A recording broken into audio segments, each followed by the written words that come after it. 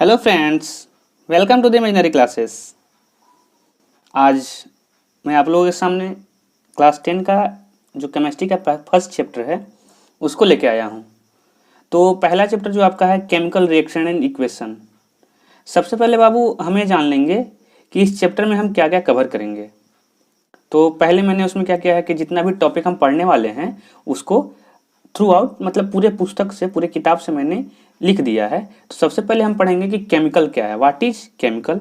उसके बाद पढ़ेंगे केमिकल रिएक्शन क्या होता है, फिर पढ़ेंगे केमिकल इक्वेशन क्या होता है, फिर क्या होता है बाबू कि बैलेंसिंग केमिकल इक्वेशन क्या होता है, फिर मिक्सचर और रिएक्शन में क्या अंतर होता है, किस किस प्रकार के केमिकल रिएक्शन होते हैं, एक्सोथर्मिक क्या होता है, इंडोथर्मिक रिएक्शन क्या होता है, फिर क्या है बाबू कि रिएक्शन के टाइप हैं, कॉम्बिनेशन रिएक्शन है, डिकम्पोजिशन रिएक्शन है, डिस्प्लेसमेंट है, फिर आपका डबल डिस्प्लेसमेंट रिएक्शन है, ऑक्सीडेशन रिएक्शन है, रिडक्शन रिएक्शन है। उसके बाद क्या है आपका बाबू रेडॉक्स रिएक्शन है। रेडॉक्स क्या है वो आपको 11th में ज़्यादा पढ़ना है, लेकिन इसमें मैं आपको जानकारी दूंगा कि रेडॉक्स रिएक्शन एक ही रिएक्शन के अंदर जब रिडक्शन और ऑक्सीडेशन होता है तो उसको रेडॉक्स रिएक्शन बोलते हैं। फिर क्या है कोरोजन और रेंसिडिटी। एक चैप्टर को हम क्या करेंगे इसमें कवर करेंगे, ठीक है।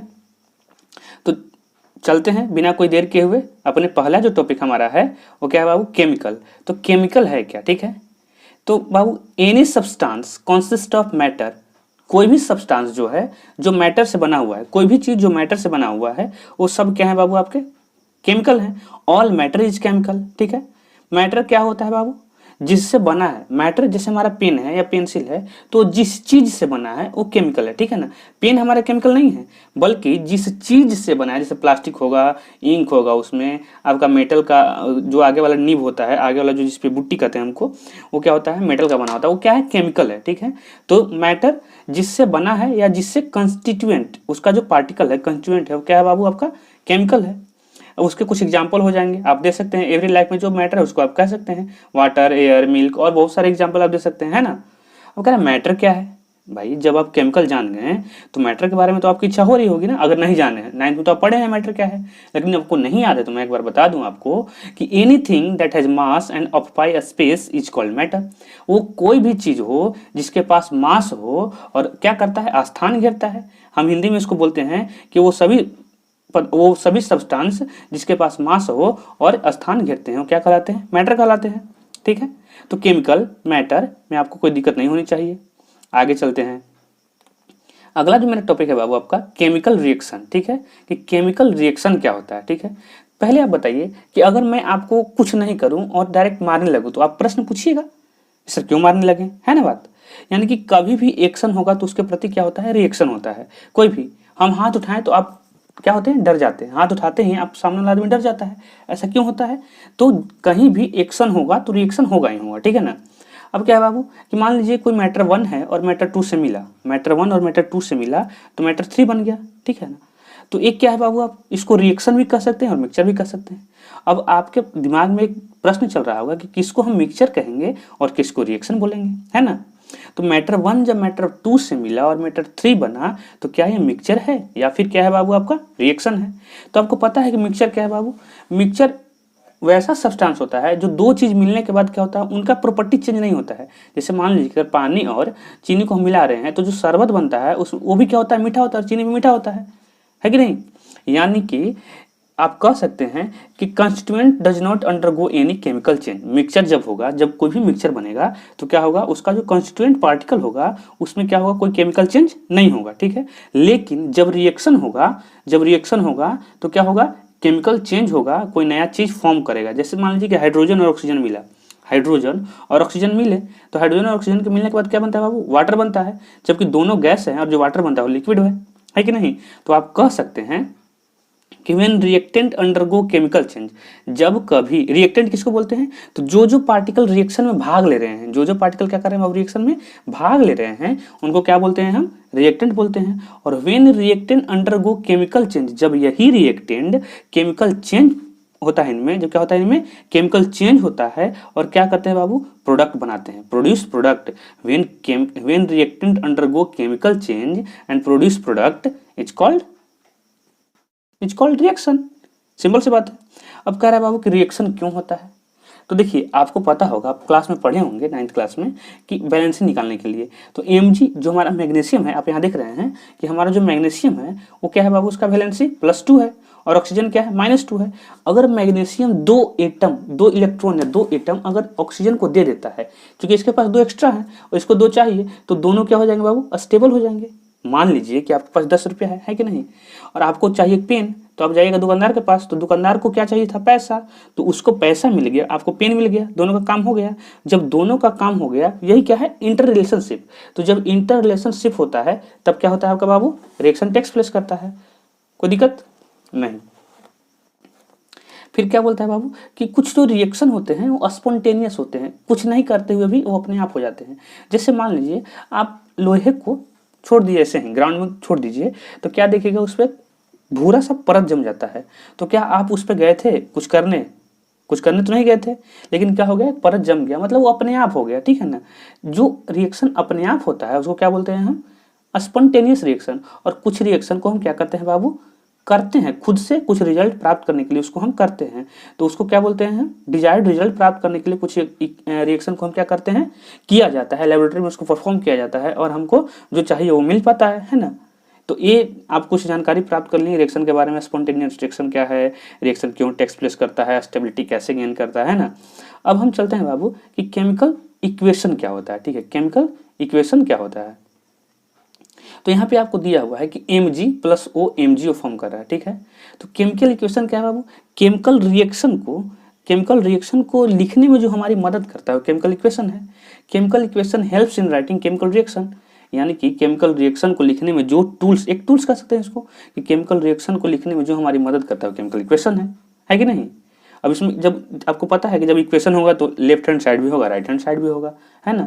तो जो लेफ्ट हैंड साइड है, जो दो हमारे रिएक्टेंट है, जो दो चीज़ हमारा मिलकर एक नया प्रोडक्ट बना रहा है, तो जो मिल रहे हैं उनको रिएक्टेंट बोलेंगे और जो चीज़ बन रहा है उसको प्रोडक्ट बोलेंगे। तो आपको पता है कि रिएक्टेंट क्या है, प्रोडक्ट क्या है, कोई दिक्कत इसमें नहीं।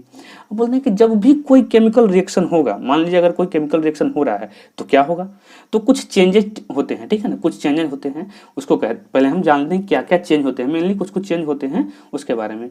चेंज इन स्टेट, उसका स्टेट चेंज होता है। मान लीजिए हाइड्रोजन और ऑक्सीजन मिला, या यहाँ से ही देखिए कि मैग्नीशियम और ऑक्सीजन मिला कि नहीं बाबू। तो मैग्नीशियम सॉलिड है, ऑक्सीजन क्या है, गैस है, और सॉलिड और गैस मिलने के बाद भी क्या रहा, सॉलिड रहा। हाइड्रोजन क्या है बाबू, गैस है, ऑक्सीजन भी क्या है, गैस है, और दोनों जब गैस मिले तो क्या बना आपका, H2O बना, वो क्या था, लिक्विड था। तो है ना, तो चेंज ऑफ स्टेट है, इसके बारे में पूरा थ्रू आउट चैप्टर में आपको बताएंगे। फिर क्या है आपका बाबू, चेंज इन टेम्परेचर है, फिर इवोल्यूशन ऑफ गैस है, चेंज इन स्मेल है। तो इस सब के बारे में हम जब आगे डिटेल में पढ़ेंगे तो उसके बारे में आपको हम बताएंगे, ठीक है। अब चलते हैं हम आगे, टाइप्स ऑफ केमिकल इक्वेशन, कि केमिकल इक्वेशन कितने तरह के होते हैं। तो देखिए पहले बता दूं आपको कि 2 तरह के होते हैं केमिकल इक्वेशन, 2 तरह के होते हैं। पहला क्या होता है बाबू, बैलेंस्ड केमिकल इक्वेशन और अनबैलेंस्ड केमिकल इक्वेशन। अच्छा, बैलेंसिंग, जब आप ऐसे मैथ में जब आप रिएक्शन पढ़ते होंगे तो उसमें क्या होता होगा आपको बाबू, LHS और RHS दोनों बराबर लाना होता होगा, ऐसा होता है ना। तो जो बैलेंस्ड केमिकल इक्वेशन है उसमें क्या होता है कि LHS यानी कि लेफ्ट हैंड साइड, जिसको हम क्या बोलते हैं कि रिएक्टेंट, यानी कि रिएक्टेंट का जितना मास होता है, जितना इसमें एटम होते हैं, उतने ही क्या होते हैं बाबू हमारे प्रोडक्ट में होते हैं। और ये अगर ऐसा है तो बैलेंस्ड केमिकल इक्वेशन है, और ऐसा नहीं है तो अनबैलेंस्ड केमिकल इक्वेशन है। अब आपके मन में एक प्रश्न आ रहा होगा कि भाई बैलेंसिंग क्यों जरूरी है। तो आप याद कीजिए 9th क्लास में आपको पढ़ना होगा, केमिस्ट्री के 2 लॉ के बारे में पढ़ना था। एक था आपका लॉ ऑफ कंजर्वेशन ऑफ मास और एक था लॉ ऑफ डिफिनिट प्रोपोर्शन। तो यहाँ पे जो बैलेंसिंग हम करते हैं वो क्या करते हैं बाबू, law of conservation of mass को फुलफिल कराने के लिए हम ऐसा करते हैं। Law of conservation of mass क्या कहता है, तो law of conservation of mass कहता है कि मास क्या होता है, ना ही तो बनाया जा सकता है और ना उसको डिस्ट्रॉय किया जा सकता है। Law of conservation of mass which state that mass can neither be created nor be destroyed, ठीक है। तो इसमें क्या है बाबू कि हम अगर जो केमिकल रिएक्शन करा रहे हैं उसमें हम मास को वजन करें तो थोड़ा ज़्यादा टिपिकल हो जाएगा, थोड़ा ज़्यादा टफ हो जाएगा। तो इसके लिए क्या करते हैं हम, बैलेंसिंग जो करते हैं वो एटम के आधार पे करते हैं। क्या करते हैं बाबू, एटम के आधार पे करते हैं, ठीक है, कि रिएक्टेंट में कितने एटम थे, फिर क्या थे आपके प्रोडक्ट में कितने एटम हो गए, है ना। तो अब हम आगे जानेंगे कि बैलेंसिंग केमिकल इक्वेशन कैसे करते हैं। तो बैलेंस करने के लिए कुछ स्टेप है, उसको आपको ध्यान में रखना है। मैं यहाँ पे लिख दिया हूँ, आप इसको ध्यान दे सकते हैं, है ना।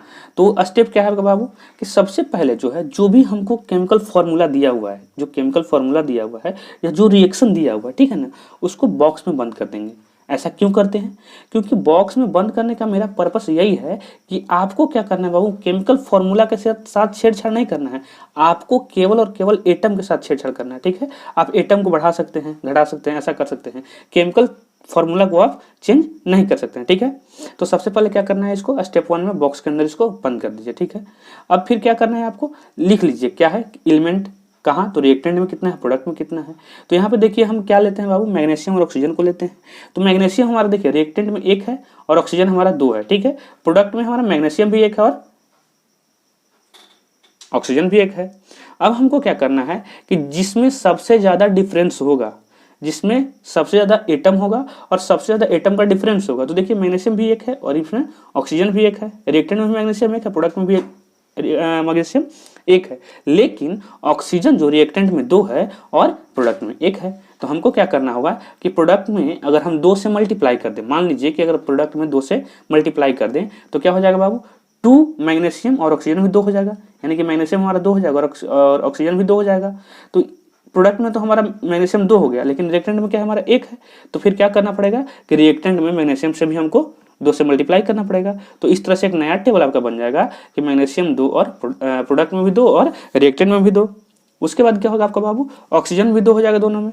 तो फिर जो फाइनल फॉर्मूला बनेगा जिसमें क्या हो जाएगा आपका, रिएक्टेंट में भी जो एलिमेंट है उनका एटम और प्रोडक्ट में जो एलिमेंट है उनका एटम अगर दोनों तरफ बराबर हो गया, LHS RHS के बराबर हो गया, तो उस इक्वेशन को हम क्या बोलते हैं बाबू, बैलेंस्ड केमिकल इक्वेशन बोलते हैं। कोई दिक्कत इसमें?